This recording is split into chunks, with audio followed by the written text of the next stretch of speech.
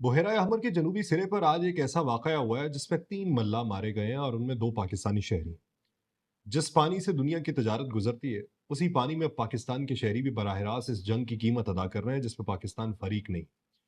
11 अगस्त को यमन के साहिल के करीब बाबुल मंदब में एक छोटे कार्गो जहाज को एक नामालूम प्रोजेक्टाइल निशाना बनाया।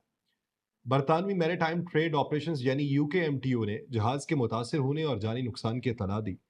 और मैरीटाइम सिक्योरिटी कंपनी एम्ब्रे के मुताबिक जहाज पर हूतियों की तरफ से हमले का शुबा था। बाद में यमनी हुकूमती जराये ने बताया कि 3 अफराद मारे गए, जिनमें 2 पाकिस्तानी और एक इंडोनेशियन था। जहाज का नाम टेहामा है। ये तंजानिया के परचम तले चल रहा था और रॉयटर्स के मुताबिक ये ओमान के सलाला से जबूती की तरफ जा रहा था।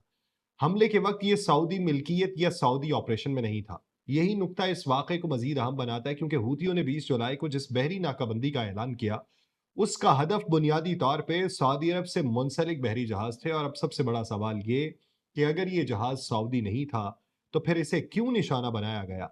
अभी इस सवाल का कतई जवाब मौजूद नहीं है। आप सब पर सलामती हो, मैं यासिर रशीद हूँ और आप देख रहे हैं यासिर रशीद ऑफिशियल।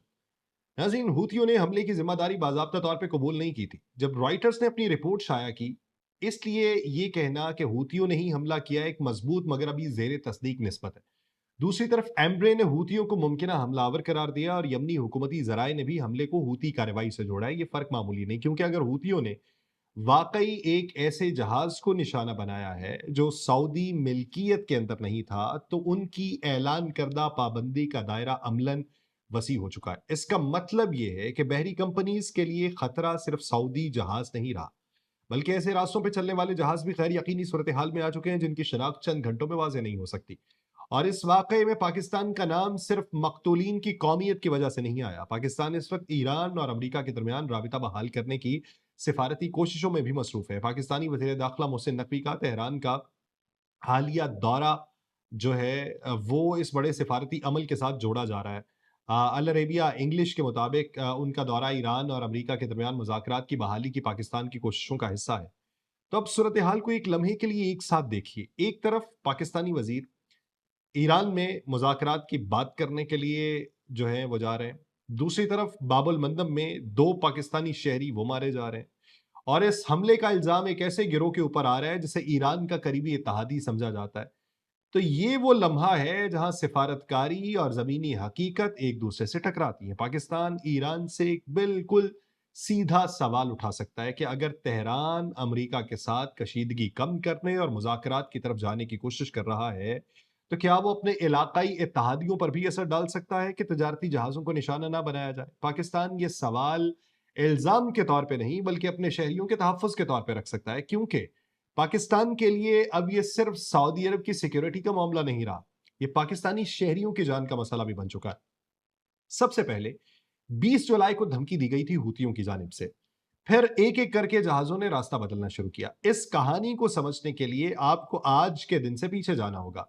20 जुलाई को हूतियों ने ऐलान किया कि वो सऊदी अरब के खिलाफ बहरी नाकाबंदी शुरू कर रहे हैं। उनका मौक़िफ़ था कि ये सऊदी अरब की तरफ से यमन पर आयद किए गए मुहासरे का जवाब है, और हूतियों ने इसे ब्लॉकेड फॉर ब्लॉकेड यानी नाकाबंदी के जवाब में नाकाबंदी का नाम दिया। ये ऐलान एक ऐसे वक्त में हुआ जब आबना हरमुज़ पहले ही शदीद बहरान का शिकार थी, यानी दुनिया की तवानाई तिजारत को एक तरफ हरमुज़ का मसला दरपेश था, दूसरी तरफ अचानक बाबुल मंदब भी खतरे में आ गया। तो ये जोग्राफिया समझना भी बहुत जरूरी है। बाबुल मंदब को अगर आप देखें तो बहरा अहमर को खलीज अदन और फिर बहरे हिंद से जोड़ने वाला इलाका, उसके एक तरफ यमन, दूसरी तरफ अफ्रीका का साहिल, उसके जरिए यूरोप और एशिया के दरमियान बहरी तजारत की गुजरगाह। और एसोसिएटेड प्रेस के मुताबिक माजी में दुनिया की तकरीबन 12% तजारत और आलमी कंटेनर ट्रैफिक का तकरीबन एक चौथाई इस रास्ते से गुजरता रहा है। इसलिए हूतियों की धमकी का असल हदफ सिर्फ सऊदी अरब नहीं है। असल टारगेट वो बहरी रास्ता है जिसके जरिए वो हरमुज के बहरान के बावजूद अपने तेल को दुनिया तक पहुंचाने की कोशिश कर रहे हैं। 20 जुलाई के ऐलान के फौरन बाद बहरी कंपनीज ने खतरा महसूस किया। 21 जुलाई को रॉयटर्स ये रिपोर्ट करता है कि सऊदी खाम तेल ले जाने वाले 3 टैंकर्स ने अपना रास्ता तब्दील किए और ये जहाज चीन और इंडिया की तरफ जा रहे थे, और उन्होंने बाबुल मंदब की बजाय नहर सवेज की तरफ रुख किया। तो यहां एक चीज अहम थी कि किसी बहरी नाकाबंदी की कामयाबी का मतलब हमेशा ये नहीं होता कि जहाज डूबने लगे। صرف خوف جہاز کو راستہ بدلنے پہ مجبور کر دے تو ناکہ بندی کا ایک بڑا مقصد مکمل ہو جاتا ہے۔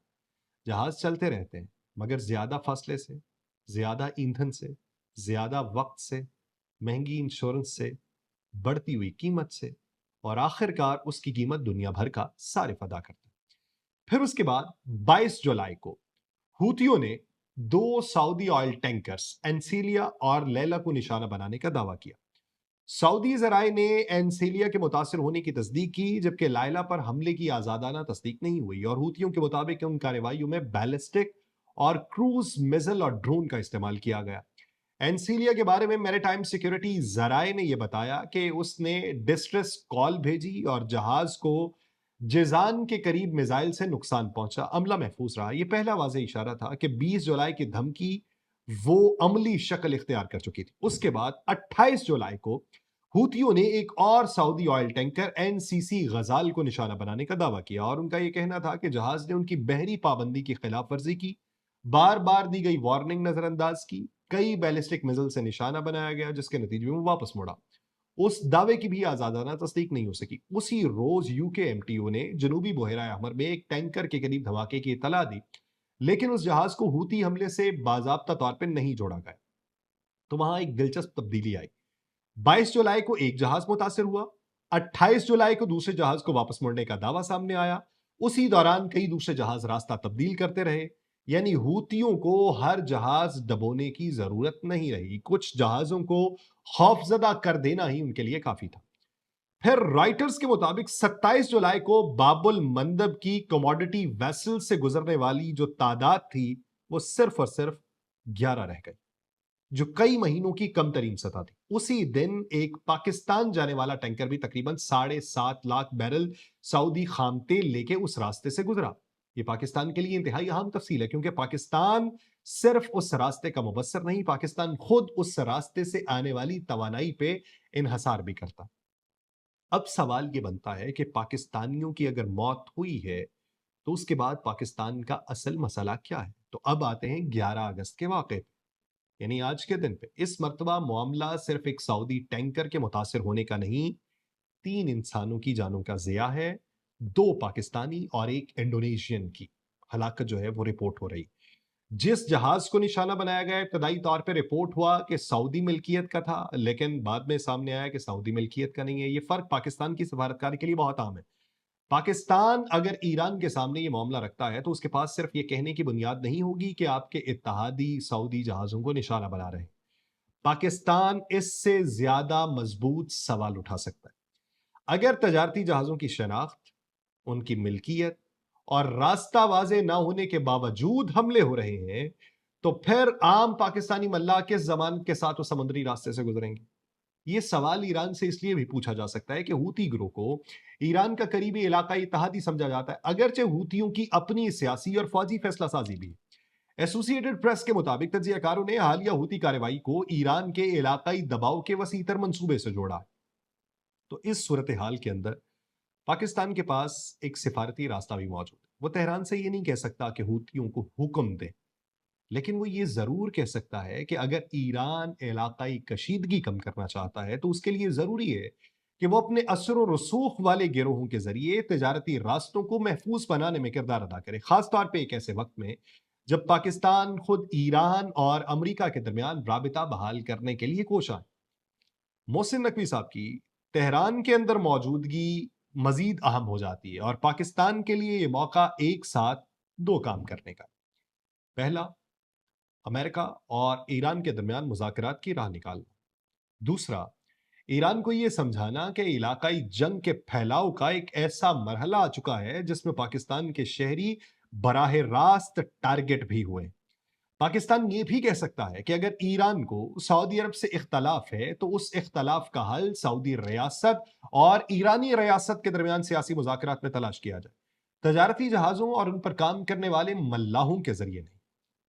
یہ بات پاکستان کے لیے اس لیے بھی اہم ہے کہ حال ہی میں پاکستان، سعودی عربیہ اور ترکیہ نے ایک باہمی دفاعی معاہدہ کیا۔ اب سعودی عرب پہ حملہ اور پاکستانی شہریوں کی ہلاکت ایک ہی واقعے میں ہے۔ یہ پاکستان کے لیے غیر معمولی سفارتی صورتحال بھی ہے کیونکہ پاکستان ایک طرف सऊदी अरब का दिफाई शराकतदार है। पाकिस्तान दूसरी तरफ ईरान का हमसाया है। पाकिस्तान तीसरी तरफ ईरान और अमेरिका के दरमियान मुज़ाकरात के हवाले से मुसालिहतकार है। ये तीनों किरदार बैक वक्त निभाना आसान नहीं है, और यही वजह है कि इस्लामाबाद के लिए अगला कदम जज्बाती नहीं बल्कि इंतहाई नपातुला होगा। पाकिस्तान को तेहरान से 4 चीजें मांगने की गुंजाइश पैदा होती है। पहली, इस वाक़े की आजादाना वजाहत। दूसरी, हूतियों से तजारती जहाजों के बारे में वाज़ेह और काबिल अमल जमानत। तीसरी, पाकिस्तानी शहरियों के लिए महफूज समुद्री गुजरगाह। चौथी, इस बात पर इत्तफाक कि अमेरिका, ईरान, सऊदी अरब और यमन से मुतल्लिक तनाज़े को आम मल्लाहों और तजारती जहाजों तक नहीं पहुंचने दिया जाएगा। तो यहां एक और मसला सामने आता है कि क्या पाकिस्तान खुद इन समुद्री रास्तों की हिफाजत में कोई किरदार अदा कर सकता है। पाकिस्तान के पास बहरिया है, लेकिन बाबुल मंदब में मुस्तकिल फौजी ऑपरेशन चलाना अलग मामला है। ये पाकिस्तानी इलाकाई दिफा की हुदूद से बाहर एक तवील लॉजिस्टिक सिलसिला बन सकता है। इसलिए पाकिस्तान के लिए ज्यादा हकीकत पसंदाना रास्ता मुश्तरका मैरिटाइम सिक्योरिटी, इंटेलिजेंस शेयरिंग, जहाजों के लिए महफूज रूट्स और सिफारती दबाव है। वरना एक ऐसा बहरान पैदा होगा जिसमें पाकिस्तान सऊदी अरब के साथ दिफाई मुआहिदे की वजह से एक तरफ खड़ा हो और ईरान के साथ अपने ताल्लुकात बचाने के लिए दूसरी तरफ खड़ा हो। तो सवाल ये है कि क्या ये एक जहाज का हमला है या दूसरा आबनाए हरमुज बन रहा है। असल खतरा यहां है, दुनिया इस वक्त एक ही वक्त में 2 समुद्री रास्तों के दबाव का सामना कर रही है, यानी आबनाए हरमुज और बाबुल मंदब। अगर हरमुज से तेल का बहाव मुतासिर हो और बाबुल मंदब से बहरी तजारत खतरे में पड़े तो मसला सिर्फ सऊदी अरेबिया, ईरान या यमन का नहीं, पूरी आलमी सप्लाई चेन का है। और इसी ज़िमन के अंदर एसोसिएटेड प्रेस के मुताबिक बाबुल मंदब से गुजरने वाली तजारती ट्रैफिक हालिया हमलों के बाद कम हुई।